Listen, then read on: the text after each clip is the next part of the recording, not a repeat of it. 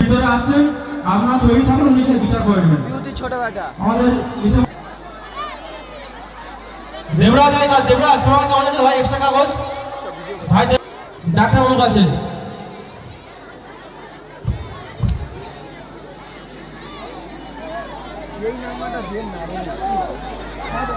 আজকে এই রূপসজ্জায় পুরস্কার 3001 টাকা এবং ট্রফি 2501 টাকা এবং ট্রফি দাতা হচ্ছে মাধব হালদার।